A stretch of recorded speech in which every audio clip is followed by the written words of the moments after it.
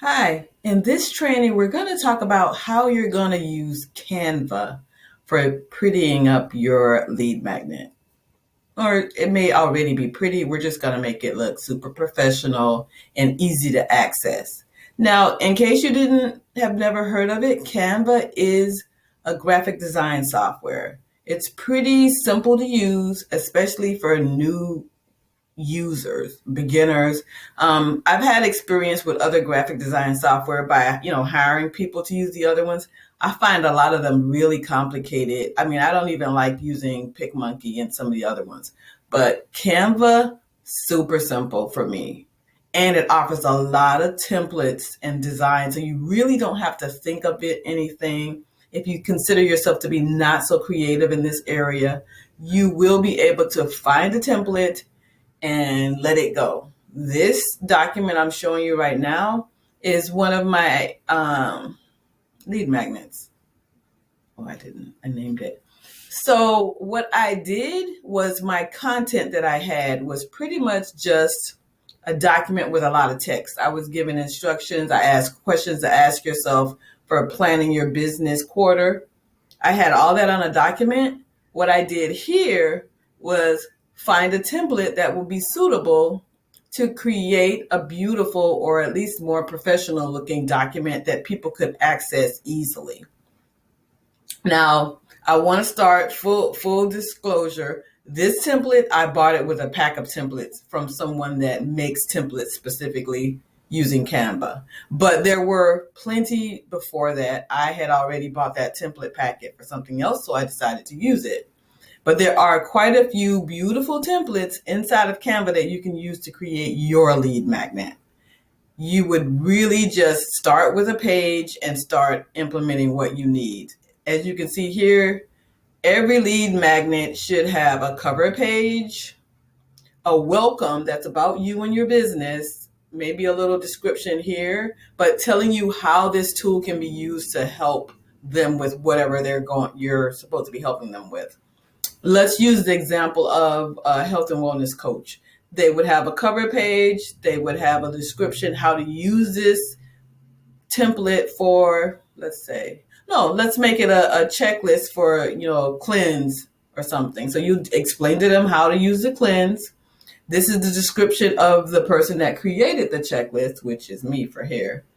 And then you would start with your breakdown of how you had. Now, my thing is pretty much a way to plan your quarter, what action steps you're going to take. So I added an image up top, and I really kept it simple. I've got blocks with the questions and fillable blocks here where they can type in their answers. And I just stuck with that because I like to keep things super simple. If I were more of a design person, I might have added a little, cuter things, but it's really just not necessary because if you have something that's super valuable to your prospect, they won't care about that. I've actually had lead magnets that were totally text. Some of my earlier system checklists that I did as a virtual assistant, I didn't make them pretty at all. I just had the checklist. People still signed up for them because they offered value. They were able to use them. So always keep that in mind. The point of the lead magnet is to offer value. I've gotten things that were very pretty, but were pretty much useless to me. And then I've gotten things that were pretty much just text and directions, and they were magnificent.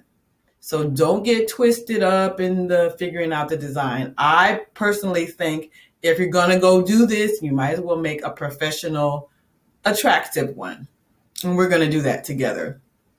I'm going to show you mine first, and then I'll show you how simple it is for you to make yours from scratch.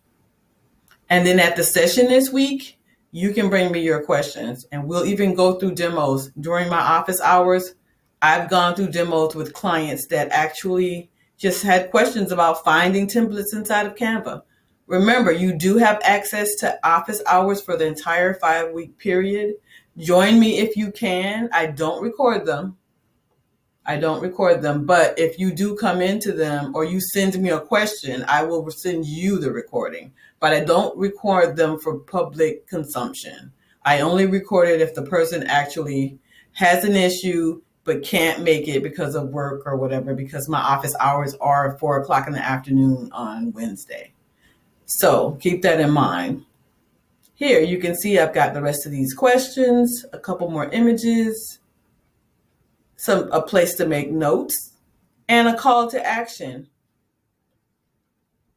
I still have an image to add here. I was kind of debating if I was even going to take this whole page out. But then I realized I'm not following my own rules. You do have to have a call to action.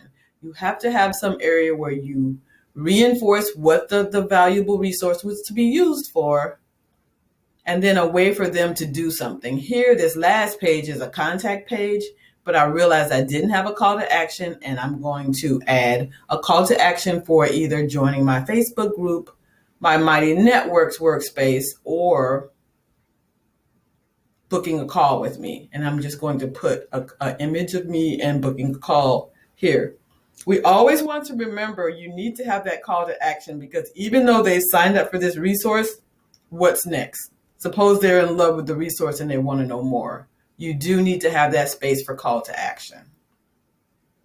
So again, at the beginning, this is Canva. It doesn't have to be this many pages either. My information is just set up this way, so it ended up being 10 pages with me putting a contact and an about page. You could probably do your resource in maybe 3 pages, depending on, but you always want to give them your contact information somewhere in there, a way to reach out to you, a little bit about you, so they can start. This starts the process of getting to know you and your business. This is the awareness phase in the funnel. That's where people come in. We want to get them coming in this phase in your lead magnet.